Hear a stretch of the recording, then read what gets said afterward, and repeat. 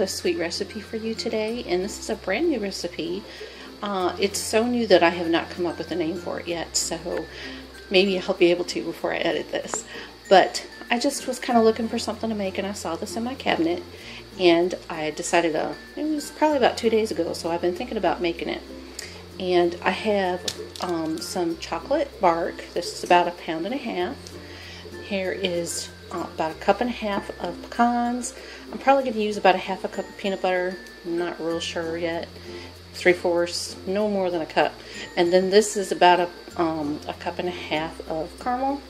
I'm also going to be using some vanilla and a couple of tablespoons of almond milk. So the first thing that I'm going to go ahead and do is I'm going to stick this in the oven. I've already got my oven preheated at 250, and I'm going to stick it in there for probably for about 10 minutes. And I have my pan. I'm just going to take this out of the package, and I'm going to stick it in this pan. And you want to line your pan so that when this is done, you can pop that. It'll just pop right out of the pan for you. So let me heat my chocolate. Here's my chocolate. After about 10 minutes, I'm going to go ahead and put a teaspoon of pure vanilla and mix it up and spread it across the pan. If I have to, I'll stick it in the oven for another 2 to 3 minutes just to kind of let it settle a little bit more, but we'll see and wait and see what happens. Now, when this is in the oven, you don't actually want it on, so you want to preheat your oven, and then as you put this in, you want to turn your oven off. So let me show you the next step. So here's my chocolate and vanilla. I did stick it back in the oven for 3 minutes so that it could melt and combine a little bit better. And now I'm going to go ahead and stick this in the freezer for about 8 minutes, and I'm going to cook the caramel while it's in the freezer.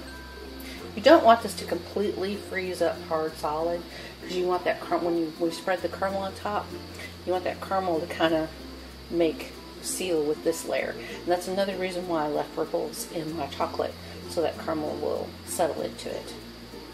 Here's my pot for my caramel. I've already put 2 tablespoons of almond milk in it, and now I'm going to pour my caramel in, and then you really want to watch this because you don't want your caramel to burn. So you do, and I have my heat too high. I'm turning it down. Okay, so we're going to put this caramel in, and then we're going to whisk it, and you really want to watch it. Here's my caramel after about 10 minutes, and you want to quickly move it over. It's continue stirring, and I'm actually starting to burn it right now. You want to quickly move this to your chocolate so that it doesn't start getting hard. Here's my caramel on top of my chocolate, and as you can tell, my caramel is starting to burn. I mean, that's just how quickly it will. So once it's melted, you want to move it very quickly over to your pan of chocolate. So, and then that's not burnt caramel, it's just the chocolate coming through. So the next thing we're going to do is we're going to stick this in the freezer for about 10 to 15 minutes, and once it's kind of hard enough, I'm going to spread the peanut butter on top. So here's my caramel. This was in the freezer for about 25 minutes, and I put the peanut butter on to spread, but I just wanted to show you how my caramel is not going to stick to my fingers. So I'm going to spread my peanut butter, and then I'm going to go ahead and spread the pecans, and it's basically ready to eat after that. Now, me personally, I'm going to go ahead and stick it back in the freezer for a little while to harden, so that way when I go to cut it, my peanut butter and caramel will be kind of hard, and then I can get those slices in good. Here's the peanut butter spread on, and the pecans are about to go on. Now, one thing before I do that, if you're not a peanut butter fan, go ahead and put your pecans on while your caramel is still a little bit warm. That way you can spread it across and then pat them in so that they're stuck in that caramel. But I'm making this for Mike, and he loves peanut butter, so that's why I'm adding the peanut butter in.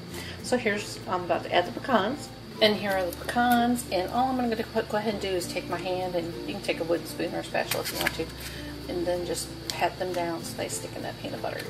And this is going to go in my freezer for approximately 25 minutes to half an hour, and then I'll cut it into squares. Here is the dessert. It's been in the freezer, so all of this can freeze up so we can break it into bars easily. And here's the major reason why I had you put it in tin foil. It's going to just pull away from that foil.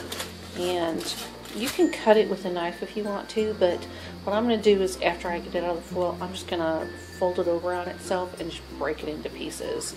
So I want to thank you for watching, and if you have any questions or comments, please leave them below.